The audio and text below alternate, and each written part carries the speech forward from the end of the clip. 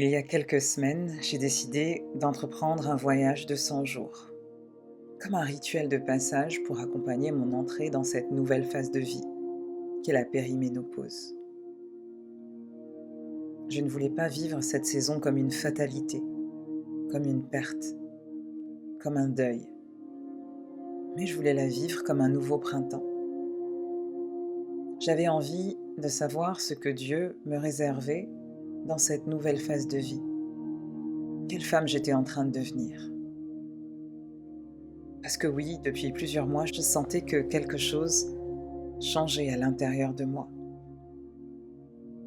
Un brouillard mental qui s'installait, un sommeil qui devenait plus léger, une sensibilité plus accrue au stress et à l'anxiété, et une sensation intime que je ne pouvais plus avancer comme avant. Alors j'ai décidé de faire de cette traversée un engagement. Pendant 100 jours, j'ai choisi de vivre avec de nouvelles habitudes, avec les 4 S.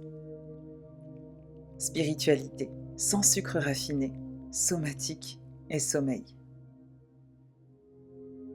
Au départ, je pensais surtout poser un cadre pour mieux vivre les symptômes de la périménopause, retrouver de la clarté mentale, apaiser l'anxiété et soutenir mon corps. Et très vite, j'ai compris qu'il s'agissait d'autre chose. Je commençais un chemin spirituel beaucoup plus profond. J'étais loin de me douter que ces 100 jours avec les 4 S deviendraient une forme de pèlerinage. Non pas un pèlerinage vers un lieu extérieur, mais un pèlerinage intérieur, dans mon corps, dans mon histoire, dans ma foi, dans cet espace de moi inexploré qui demande à être écouté. Chaque jour, les pratiques somatiques deviennent comme une prière du corps et de l'âme, à travers le mouvement, la respiration, les gestes lents, les étirements, les ouvertures. Je sens que mon système nerveux commence à comprendre quelque chose que mon mental ne peut plus lui imposer.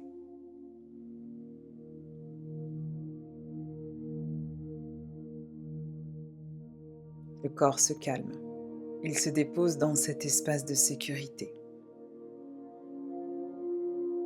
Et je crois que beaucoup de femmes vivent exactement la même chose, sans réussir à mettre des mots dessus. Elles sont fatiguées, anxieuses, parfois déconnectées d'elles-mêmes. Et elles pensent qu'elles manquent de volonté, de foi ou de discipline,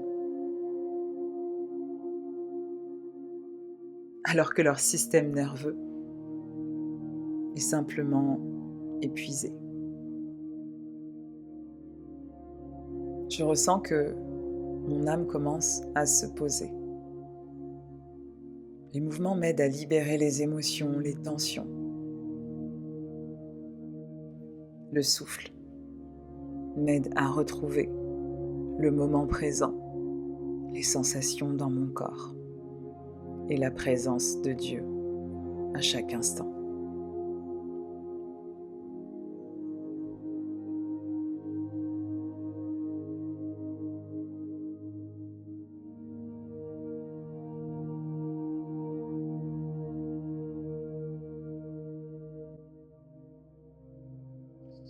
J'ai pris beaucoup de notes cette semaine parce que ça a été une semaine qui a été très dense émotionnellement et spirituellement. Et j'avoue que en commençant ce défi des 100 jours, je ne m'attendais pas à vivre des choses aussi profondes, bouleversantes. Cette expérience m'invite à aller plus en profondeur dans des choses que j'avais un peu mis de côté et qui finalement, je ne me rendais pas compte, mais peuvent créer des blocages. Cette semaine, j'ai été amenée à étudier le psaume 68. La première chose que j'ai appris en lisant ce psaume, c'est que Dieu est là en toutes circonstances, qu'il nous guide, que c'est le Père de tous les orphelins, qui donne une famille à toutes les personnes qui se sentent rejetées, qui se sentent démunies. Le psaume 68, il nous apprend aussi que, comme Dieu est avec nous en toutes circonstances, Il y a des batailles qu'on ne peut pas mener seul. Et ça m'a beaucoup parlé parce que, comme toute femme ambitieuse et spirituelle, on peut apprendre à se reposer que sur sa propre intelligence, alors que Dieu est toujours avec nous et que on peut apprendre à lui poser des questions, à lui déposer nos doutes, à lui déposer aussi nos combats pour qu'il nous aide à dépasser tout ça. Et donc, ce que j'ai appris cette semaine avec le psaume 68, c'est que Dieu ne nous promet pas une vie qui est tranquille. Il peut parfois nous conduire à travers le désert et c'est à travers ces épreuves qu'on va apprendre à s'en remettre à lui et à arrêter de se reposer que sur notre propre intelligence. Et donc ça a été bouleversant pour moi parce qu'il y a un peu des vieux dossiers qui sont ressortis. J'ai fait un gros travail thérapeutique pendant des années sur la blessure du rejet parce que c'est quelque chose que j'ai revécu en boucle et qui a été très présent dans mes rapports avec ma famille. Cette semaine, c'est revenu. Et donc, j'ai eu 2 possibilités, soit de rejouer les anciens schémas, soit d'agir différemment. Et ce challenge des 100 jours, il m'a beaucoup aidée parce que j'ai non seulement étudié le psaume 68 qui m'a apporté ces enseignements, et je me dis, mais à chaque fois que je commence une semaine, je reçois une partie des Écritures saintes à lire. Je sais pas, j'ai l'impression que c'est un hasard, donc en fait, j'y vais un petit peu comme ça en me disant, bah, je vais approfondir cette thématique, et c'est toujours en lien avec ce que je dois traverser dans la semaine, ce que je dois dépasser, ce que je vais ressentir, etc.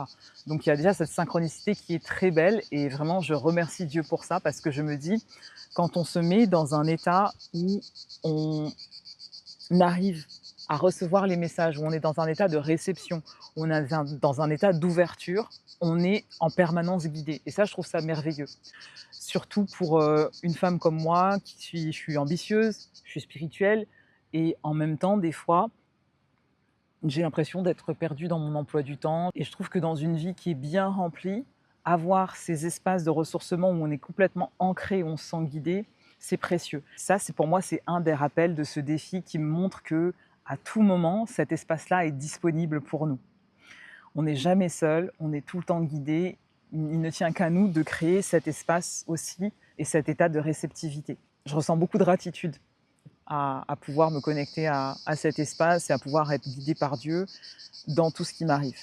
Et je me dis que, a posteriori, toutes les périodes où j'ai été un petit peu perdue, où je cherchais des réponses un peu partout, dans les livres, dans les expériences spirituelles, dans cet espace, il a toujours été là. C'est un truc que j'ai envie de vous partager parce que je sais que parfois, quand on se sent perdu, déconnecté de Dieu, on ne sait pas comment faire. La chose la plus simple à faire, c'est aussi de créer ces espaces au quotidien et c'est ce que je suis en train de faire avec ce défi.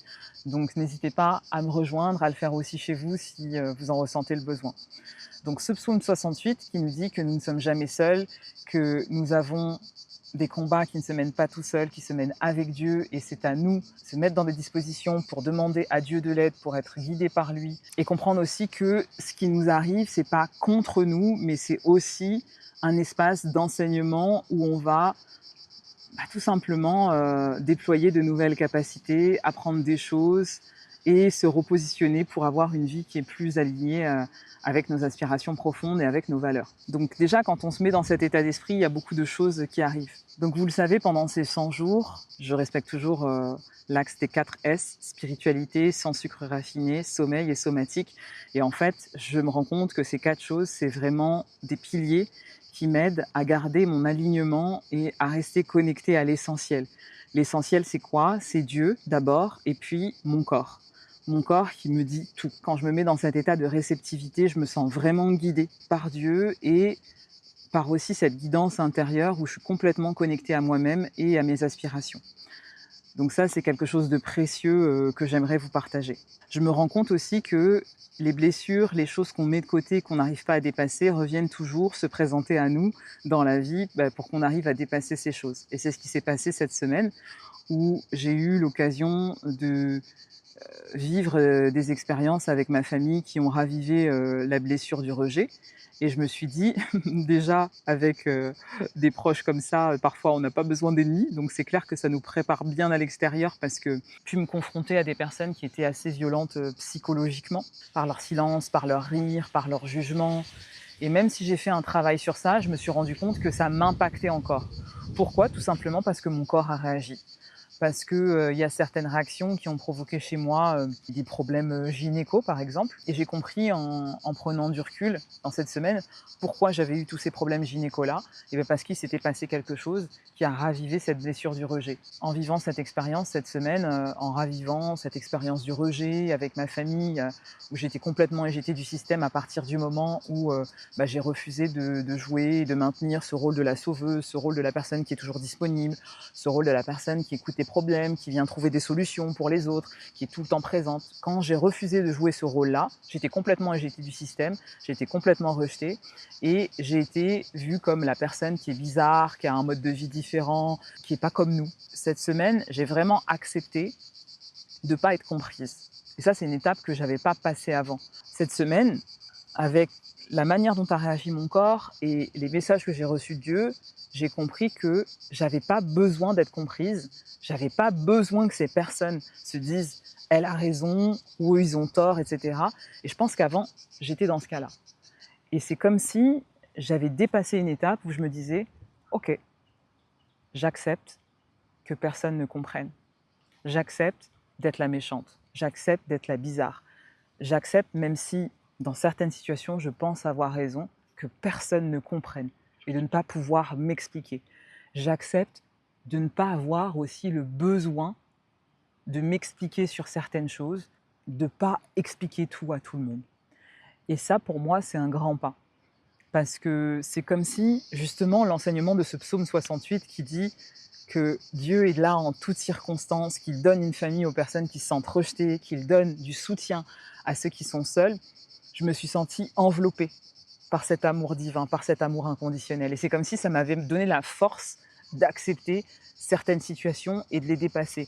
Et d'accepter aussi qu'il y a une partie de moi qui est impactée émotionnellement parce que bah, mon corps réagit. Donc même si mon mental se dit c'est OK, quand mon corps réagit, je sais qu'il y a encore quelque chose à aller accompagner de ce côté-là, mais j'accepte que je suis encore là.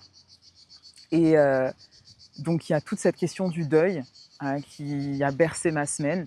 Est-ce que j'accepte de faire le deuil d'une famille qui ne sera plus? Est-ce que j'accepte de faire le deuil de personnes qui ne doivent plus être dans ma vie, sans forcément être en conflit, sans forcément chercher à savoir qui a raison, mais juste accepter qu'il y a des saisons où on ne sera plus avec les mêmes personnes, même si c'est des personnes avec qui on a un lien de sang, et c'est comme ça. Et peut-être qu'un jour ça se dénouera, mais peut-être que ça ne se dénouera pas. Et c'est OK. Et ça a été vraiment la chose la plus difficile à accepter. Et je pense qu'avant, j'essayais de le faire par ma propre intelligence. Je ne m'en remettais pas à Dieu sur ça, je ne demandais pas à être accompagnée sur ça, et c'est ce que cette semaine m'a apporté. Une sorte d'apaisement, de me dire « Ok, peut-être qu'ils ne comprendront jamais, peut-être qu'on ne se comprendra jamais. L'important, c'est que moi, je garde le cœur ouvert et que je ne sois pas dans la rancœur, que je ne sois pas dans quelque chose de négatif ou dans des ruminations, que je laisse la porte ouverte pour ceux qui un jour auront envie de revenir, mais que c'est OK que pour l'instant, on soit dans cette situation-là et que ça ne dépend pas de moi. Donc un grand pas dans ce processus de deuil. Et puis, ce deuil a aussi ouvert la porte à autre chose, le deuil de la grossesse, le deuil d'enfant. Alors, forcément, je suis dans une période de périménopause, donc je peux encore avoir des enfants, mais il y a ce thème qui me travaille où je repense à des grossesses que j'ai perdues, des grossesses que j'ai interrompues, peut-être aussi préparer mon esprit, mon âme à me dire je rentre dans une saison où bah, j'ai encore quelques années pour faire des enfants, mais potentiellement j'en aurai pas d'autres. Et donc il y a cette question du deuil, de la maternité qui s'est posée. Et je me suis aperçue que les interruptions, par exemple, de grossesse ou les pertes de grossesse, il y avait une vraie conséquence spirituelle, que ça a créé des blessures spirituelles et que peut-être il y a des choses sur lesquelles j'ai été trop vite, que ce soit en thérapie, que ce soit voilà, dans mon psychisme, je me suis dit c'est OK, mais en fait, c'était pas OK. Et que j'ai besoin d'aller plus en profondeur sur ce thème, de m'en remettre à Dieu aussi par rapport à ça. Interruption de grossesse, fausse couche, que j'avais déjà exploré en thérapie, que j'ai déjà exploré en accompagnement spirituel, que j'ai vu aussi pendant le dernier pèlerinage que j'ai fait. Mais je sens que là, j'ai besoin de passer à une autre étape, de concrétiser en fait ce processus de deuil par des actes symboliques, par des rituels, par voilà, plusieurs choses, Je vous en parlerai dans les prochaines semaines. En tout cas, ça a été très salvateur. Plus les semaines passent, plus je me sens déposée, calme dans mon énergie. Et ça, c'est vraiment dû aux 4 axes: spiritualité, alimentation sans sucre raffiné, sommeil et somatique. Je sens que mon système nerveux est beaucoup plus apaisé, que ma pensée est beaucoup plus claire, que j'ai une capacité encore plus développée à vivre des émotions qui sont inconfortables, à pas me laisser submerger par elles et à me remettre aussi à l'amour de Dieu, au support de Dieu, à la vision qu'il me donne pour avancer dans cette direction. Donc c'est vraiment une grâce de vivre cette expérience et j'avoue que je m'attendais pas du tout à ça. C'est pas que j'avais une idée précise, mais je m'attendais pas à explorer des thèmes en profondeur comme ça. Je m'attendais pas à recevoir des réponses, à vivre aussi des émotions aussi, inconfortables sur certaines thématiques. Je trouve que les synchronicités sont incroyables, que le timing divin est parfait parce qu'à chaque fois qu'il me demande de porter mon attention, ma conscience sur un texte sacré, je vais tout de suite explorer les enseignements dans la semaine et ça, c'est juste incroyable. J'ai beaucoup de gratitude pour ce chemin que je suis en train d'emprunter. J'espère que ce partage aura pu résonner dans votre cœur. N'hésitez pas, en tout cas, à m'en faire part en commentaire. Je vous dis à la semaine prochaine.